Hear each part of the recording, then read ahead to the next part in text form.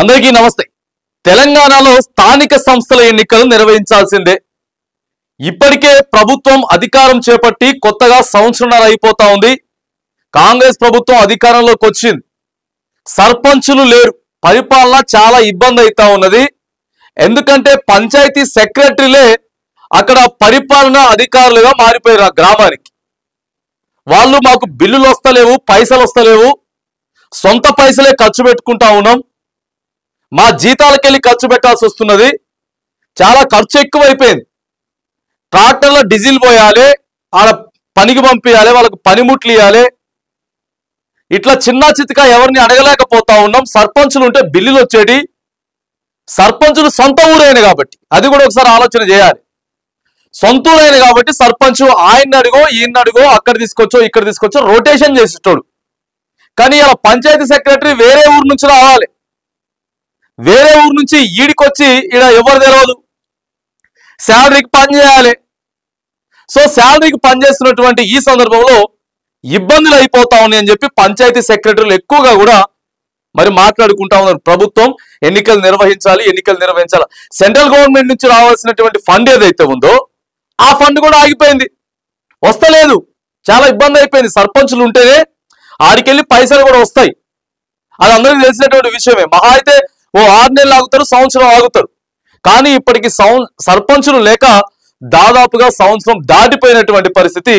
ఇప్పుడు ఎన్నికలు పెట్టాలంటే మాత్రం ఖచ్చితంగా పెట్టాల్సిందే। ఒకవేళ పెట్టాలి అనుకుంటే ప్రభుత్వం మీద వ్యతిరేకత ఉన్నది, అది వాస్తవం। మనం ఇస్తామని చెప్పినటువంటి గ్యారెంటీలు కానీ హామీలు కానీ ప్రజలకి ఖచ్చితంగా ఇవ్వలేకపోయినాం।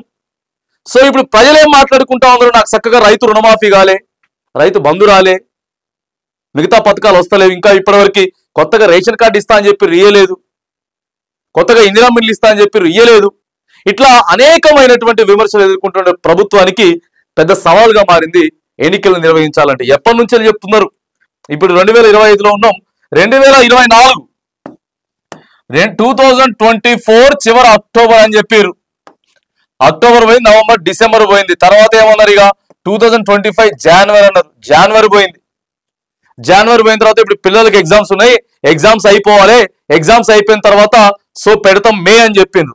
మరి ఇప్పుడు మే కూడా వచ్చింది కదా, ఇప్పుడు 2025 ఈ రోజు మే 10వ తారీఖు ఉన్నాం, మళ్ళా ఇంకొక నెల అయితే మళ్ళీ పిల్లలకి స్కూల్ కాలేజీలు స్టార్ట్ అయిపోతే టీచర్లు అంతా కూడా బిజీ అయిపోతారు, హడావుడి అయిపోతుంది। కానీ ఎప్పుడు పెట్టాలి ఎన్నికలు, పెడితే మనం ఎన్ని సర్పంచులు గెలుస్తాం, ఏం జరుగుతుంది అనేటువంటి ఒక అంతర్మతంలో మాత్రానికి ప్రభుత్వం అయితే ఉంది। వాళ్ళు ఇంటర్నల్ గా 1-2 సర్వేలు చేయించుకున్నప్పుడు కూడా ప్రభుత్వానికి కొద్దిగా వ్యతిరేకంగానే వచ్చినట్టు కూడా సోషల్ మీడియాలో కొద్దిగా మరి చర్చ అయితే నడిచింది। ఈ నేపథ్యంలో మరి ఇప్పుడు ఇక జూన్ తర్వాత సరే జూన్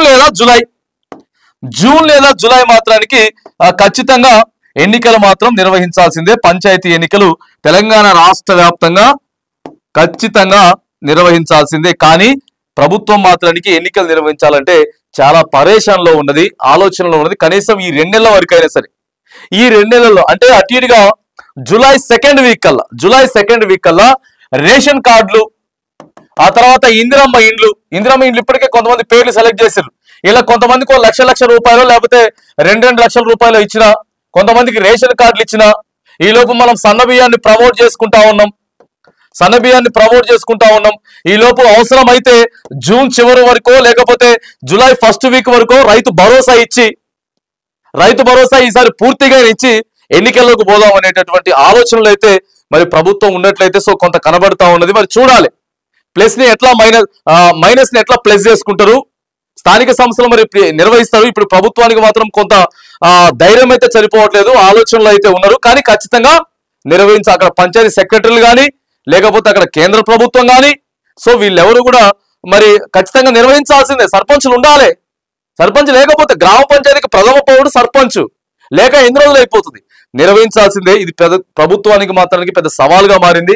మరి కీలకమైనటువంటి 3-4 పథకాలను మాత్రానికి ఈ 2 నెలలు సరిదిద్దుకొని మరి ప్రభుత్వం అయితే జూలైలో ఎన్నికలు నిర్వహించేటటువంటి అవకాశం అయితే ఉందని చెప్పి మరి సోషల్ మీడియాలో మాత్రం కొంత చర్చ అయితే నడుస్తా ఉంది।